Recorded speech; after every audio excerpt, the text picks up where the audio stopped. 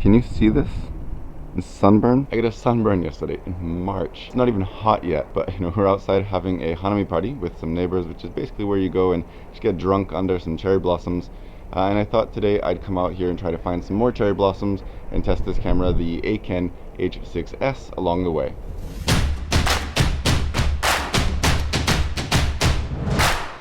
So the Eken H6s is a action camera capable of 4K 30 frames per second, and it's really well made. I'm really, first of all, impressed with the build quality compared to other action cameras in its price range, which is just around or sometimes under $100. It seems to be all about simplicity for me. There's no touchscreen, there's only a couple of buttons on here, and the menus are fairly watered down. But the upside of that is that everything is pretty easy to use and easy to get used to, and easy to remember where things are and which buttons do what and things like that. It's not an overwhelming or confusing camera to use at all.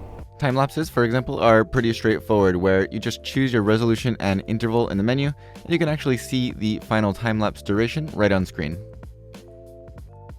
This tree behind me was a cherry blossom tree, but it's all fallen down and turned green now. So the wind here is really actually pretty strong. Of course, it just stopped as soon as I said that, but it is pretty windy today. So I wanted to see how this microphone can pick up my voice in comparison to all the wind noise and how it handles that wind noise. You also do have electronic image stabilization, or EIS, available in this camera at all of the frame rates except for the highest of 4K 30 frames per second, but you do get stabilization in 4K 25 frames per second, so you have stabilized 4K available with this camera. The weird thing is that you can't turn it off though, so in those modes that do have EIS available, that's the only option you've got. So again, it's easy. You don't have to go through multiple menus to turn on and off stabilization and then figure out which modes it's available in. It's just really simple, and again, watered down, but it makes it easy and fast to use. However, there is a slight crop when you choose 25 frames per second, which has electronic image stabilization enabled.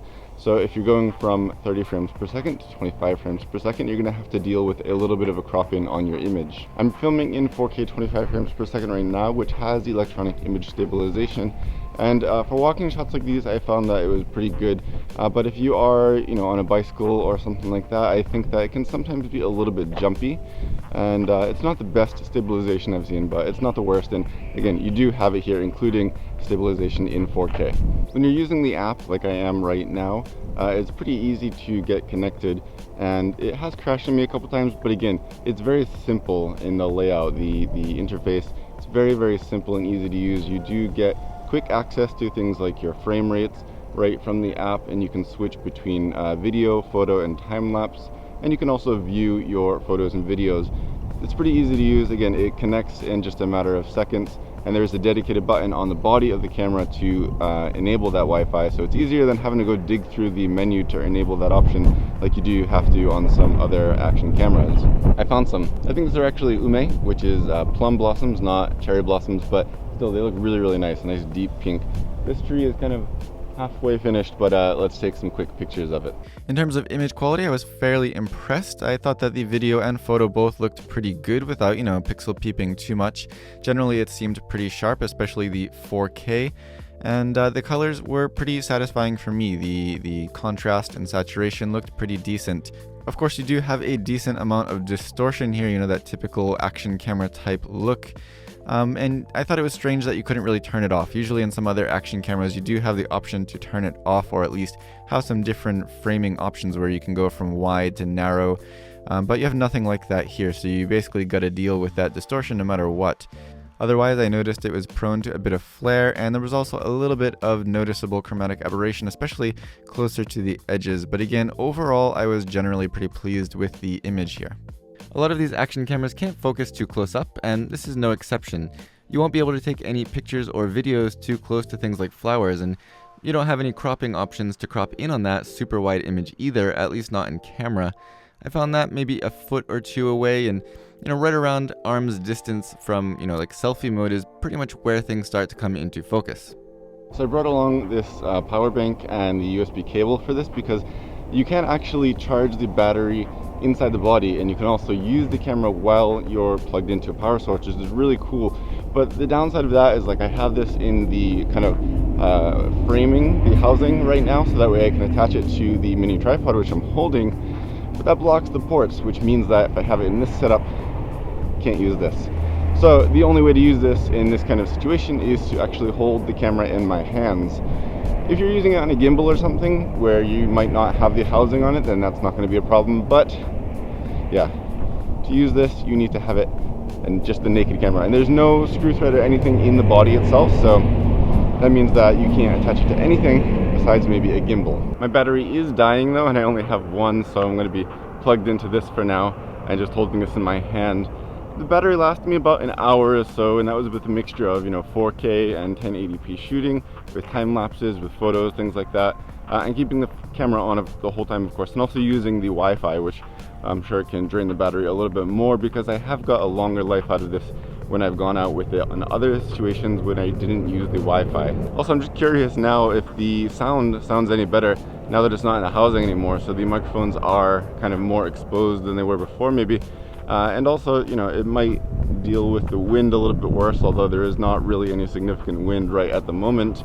But yeah, from now on, the audio you're going to be hearing is without the housing on that. So now, just to kind of test out the stabilization, I'm holding the camera in my bare hands because, again, I'm charging it from the USB right now. And I'm going to just run down these stairs right here and just see how this holds up with and without image stabilization.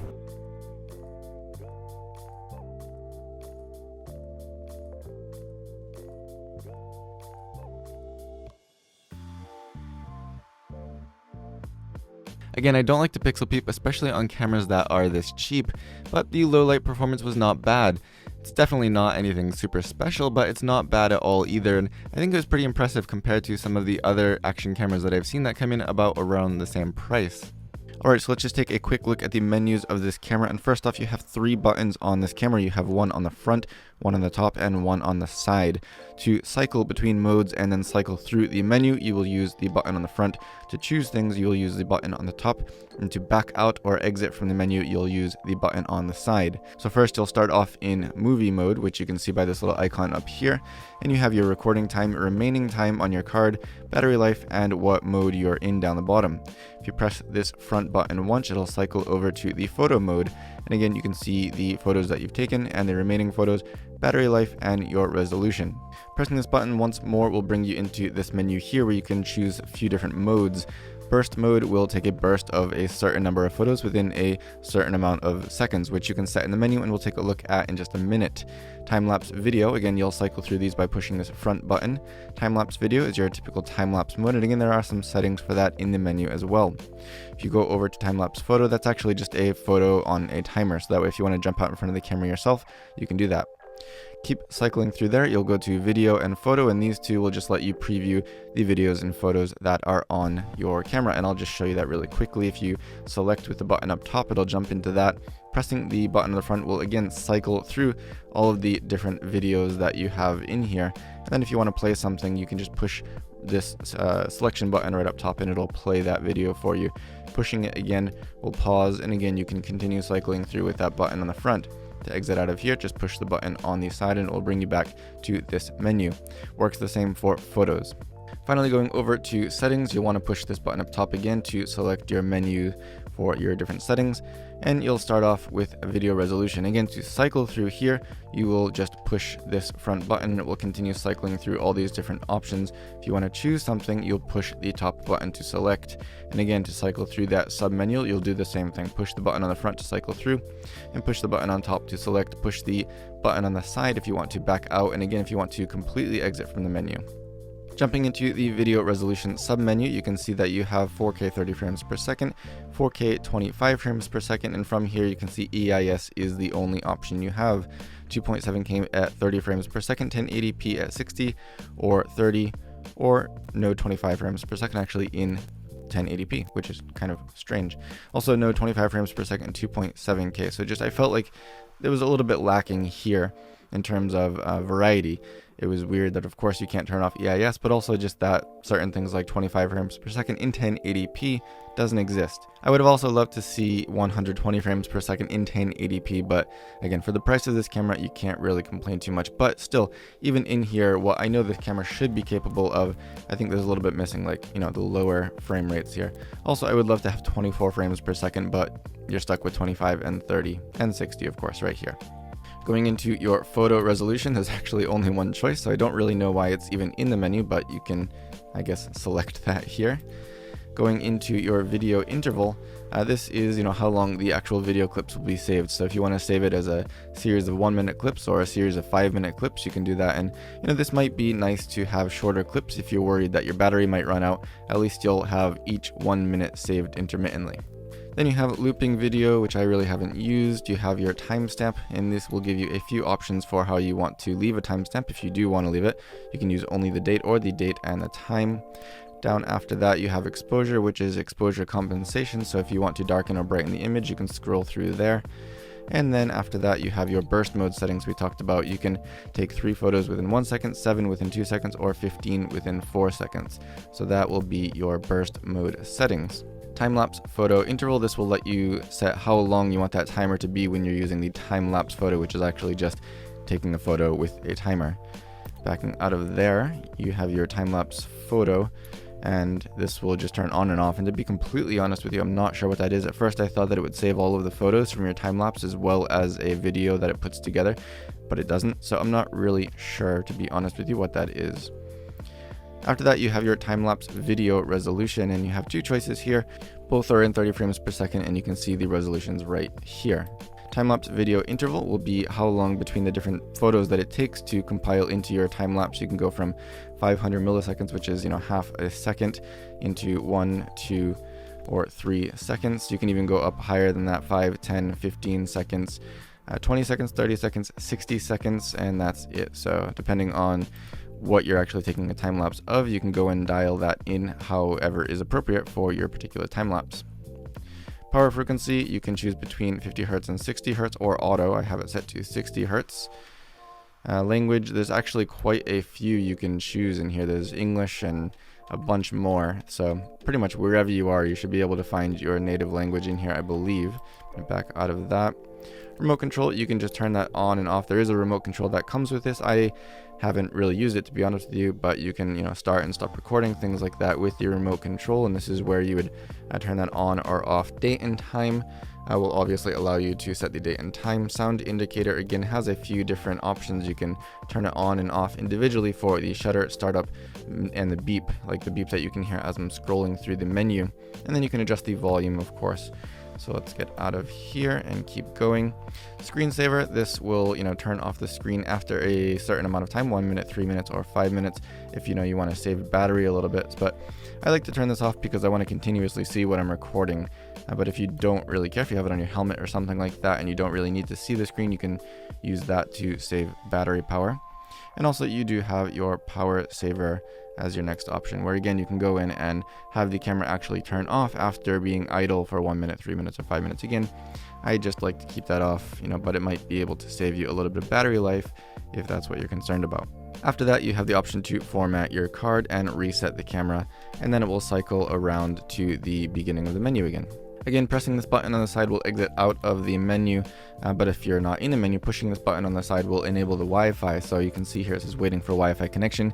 Just go to your phone, choose this camera's name as your Wi-Fi network, and then it will show on here that it's connected. Open up the app, and you can go right in there and start controlling and previewing your image from your camera. It works really, really easily, really smooth. The app itself has crashed on me a couple times, but generally it works very well. It's very simple and easy to use. To turn this off, if you press by accident, just push it one more time. It'll take a couple of seconds sometimes, so just, you know, wait for it and be patient. If you keep pushing it, it'll turn it back on and off and over again. One more thing that I do want to show you here is actually in the time-lapse video mode. This time up here, when you start recording, it will actually show you the time of the completed video. So not the amount of time that you're really recording for, but the amount of time that the final video will be. So for example, I'm in 4K 30 frames per second, so it should take about 30 frames before it has 1 second of video. And, you know, depending on the interval that you have set, that will take longer or shorter. I believe that I have it set to 1 second for now. I'm not sure, to be honest with you, either 1 second or 0.5 seconds, I can't remember, but if you wait here, you should see it jump up to 1 second. There we go, just right on cue. And that is really nice, because then if you want to have, in your video, maybe a 5-second time lapse or a 10-second time lapse, you can have exactly the right amount of time here without having to calculate anything. The only other thing I wanted to show you is that, for example, I was just in time-lapse video mode, but to get into these settings, I have to keep cycling through. So for example, if I jump into the settings here real quick and say, for example, I went and changed my time-lapse interval, and then I exit out of the menu. When you exit out of the menu, you're going to be back in standard video mode. So if you want to keep on going with taking time lapses, you're going to have to go ahead and choose it in the menu once more. So just be aware of that. If you go into the settings and jump back out, if you're in anything other than video mode, you're going to have to go and choose that again. The same also goes for when you power the camera off and on. So if you want to take photos with it and you power the camera off and then turn it back on again, you're going to have to push that button in the front to cycle over to video mode once more. So I may have been pretty critical of this camera, but honestly, it's just because I want people to know about these things before they buy it. And I don't really mean it as a deterrent. I actually really like this camera. It's built really well, and I think it's a great value for the price. Honestly, I'd happily choose it again over some of the others at this price. My biggest wishes would just be to have the option to turn EIS off, film at 24 frames per second, maybe a little bit more in terms of those high frame rate options, and use some distortion correction or at least narrower framing choices. So to put it simply, yes, I would recommend this camera if you are looking for something that is not going to break the bank, has good quality, and feels like it will be reliable. If you are not in need of those higher frame rates, then this is probably going to be a really great choice for you. Also, because of its simplicity, I just think it's going to be a really great first camera for people who have never used a camera like this before. You're not going to miss all of those options if you've never had them before, and it's going to be really easy to wrap your head around the menu system and just all that this camera does have to offer. If you have any questions or comments, leave those down below and I will do my best to get back to you. Also, be sure to check down there for links to this camera if you want to check out some more on the pricing and availability. If you like this video or found it helpful, don't forget to give me a thumbs up, subscribe to see more in the future, and as always, thank you for watching.